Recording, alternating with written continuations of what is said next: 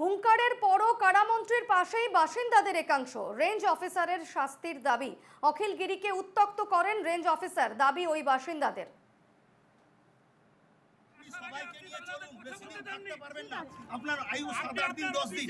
আমি আপনাকে বলছি যে বিড অফিসার আমি জানি ফরেস্টের কি কাজ হয়, কত বড় দুর্নীতি আমরা সব জানি। আমার জানি বিড অফিসারের বিরুদ্ধে কি আছে আমি জানি পাবলিকের। আমি কিন্তু ফাঁস করে দেবো সব বিধানসভা। আপনি আমাকে চিনেন না, আমি ওই এসডিপিকে খুলে ফেলে দিচ্ছি সমুদ্রে। ওসব কথা বলবেন না আপনি আমাকে। আপনার সাথেও নেই, ওদের সাথেও পার্সোনাল নেই। আপনি এখানে থাকবেন না, ওরা থাকবে সারা বছর।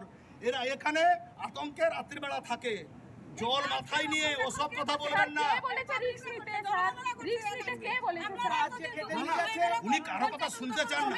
আপনি এত বড় ক্ষমতা গেলে মনে হচ্ছে যে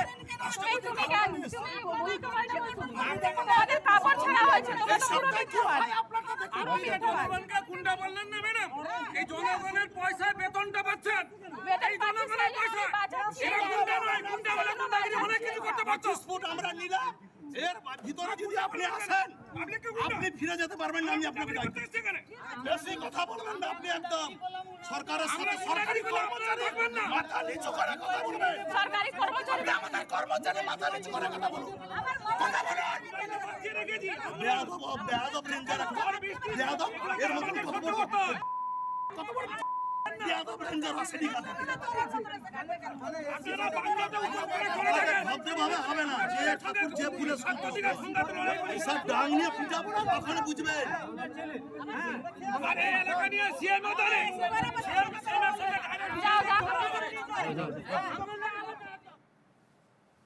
বিপদ আপদে সবসময় আমরা মন্ত্রীমশাইকে আমরা কাছে পাই, কিন্তু কালকে যখন মন্ত্রীমশাই বললেন রেঞ্জার ম্যাডামকে ফোন করে যে কোনো যা হয়েছে যে কোনো একটা সমাধানে আসুন, তখন রেঞ্জার ম্যাডাম মন্ত্রীমশাইকে বলল, আপনি কে, আপনাকে আমি চিনি না, আপনি আমার বাইরের কাছে আসুন। এই কথা রেঞ্জার ম্যাডাম বলেছেন, কিন্তু তবুও অখিলবাবু কিছু বলেনি। মন্ত্রীমশাই এখানে এসছেন স্পটে, আসার পরে রেঞ্জার ম্যাডাম বলছে যে গুন্ডা দলবল নিয়ে এসছেন, নিচু জাতির মেয়েদেরকে নিয়ে এসছেন, এসব কথা রেঞ্জার ম্যাডাম বলেছেন। কিন্তু আমাদের কথা যেগুলো, যে আমরা যে দুঃখের কথা, যে এই যে রাত্রে 11টার সময় যে এসে যে কাটাকাটি করেছে রেঞ্জার ম্যাডাম, কিন্তু সেগুলো কোনো কিছু আসেনি। দেখুন দিদিমণি, আপনার যেটা হবার হয়েছে, এটা তো গরিব মানুষ, এরা কী করে খাবে? একটা কাজ করুন, ওনাদেরকে একটু বসতে জায়গা দিন। আমরা যখন ভাত করবো, পাথরটা ফেলবো, তখন তারা উঠে চলে যাবে সমুদ্রে, আবার উঠে যেখানে ছিল সেখানে চলে যাবে। এই কথা বলার পরে উনি কোনো কথা নিচ্ছেন না, একবারে ঝেড়ে দিচ্ছেন মন্ত্রী মহাশয়কে। না, আমরা বসাতে দেবো না, সে আমার জায়গায় কেন বসবে? তারা আর আমার জায়গা, তারা কেন বসবে এখানে? যে কোনো ঘটনা হয়েছে, সে ঘটনা যেরকম না হয়, রেঞ্জার সাহেবের শাস্তি চাই। আপনাদের দোকান তুলে দিয়েছে বলে দোকান তুলে দিয়েছে না, রেঞ্জার সাহেবকে যেভাবে ভাষা বলেছে, কিন্তু দুর্ব্যবহার করেছে, কিন্তু রেগে গিয়ে এই কথাগুলো বলেছে। মশাইয়ের সঙ্গে যে মানে খারাপ ব্যবহারটা করেছে, মন্ত্রী মশাইকে যে ফাঁসিয়েছে, তার জন্য রেঞ্জার ম্যাডামের শাস্তি চাই। তার জন্য বলছি, মানে মন্ত্রী মশাই আমাদের ভালো। ম্যাডাম কি করলেন? রেঞ্জার ম্যাডামের তো ফাঁসিয়েছে। আমরা সরাসরি কথা বলবো, প্রতিনিধি কাজল মাইতি আমাদের সঙ্গে রয়েছেন। কাজল, অফিসারের মানে মহিলা আধিকারিককে কুরুচিকর মন্তব্য করেছিলেন অখিল গিরি, আমরা গতকালও দেখেছি। সেই মন্তব্যের পরিপ্রেক্ষিতে আজকে যে ছবিটা আমরা দেখলাম, যে পাল্টা ওই মহিলা আধিকারিক বা ওই মহিলা রেঞ্জারের বিরুদ্ধেই কিন্তু দাঁড়িয়েছেন বাসিন্দারা।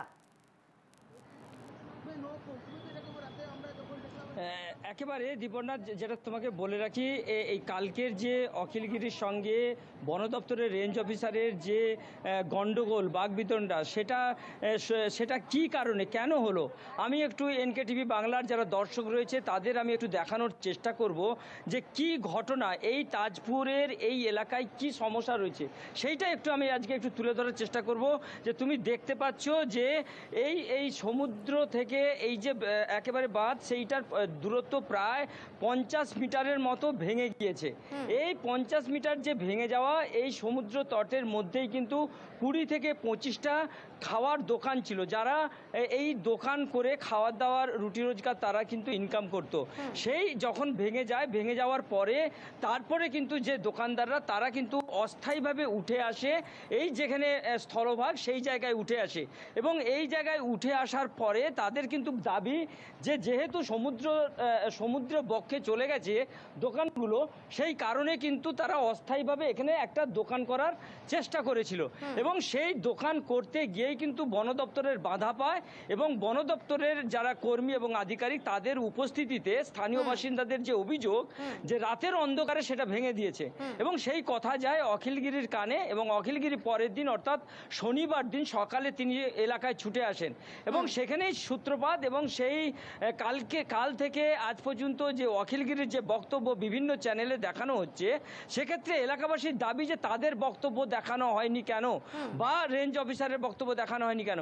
সেক্ষেত্রে কিন্তু আজকে আমরা এলাকাবাসীর সঙ্গে কথা বলেছি, তাদের দাবি যে অখিলগিরি শুধু মাথা গরম করেছে এটুকুই আমরা দেখেছি বা বুঝতে পেরেছি, তার কারণ তার আগে যে একেবারে রেঞ্জ তাদের অফিসার যেটা ছিলেন অভিযোগ তিনি তারা বলতে চাইছেন যে রেঞ্জ অফিসার ওই মহিলা আধিকারিক তিনি উত্তক্ত করেছেন এবং তার পরিপ্রেক্ষিতেই মন্ত্রী অখিলগিরির এই ধরনের মন্তব্য। আপাতত ধন্যবাদ কাজল।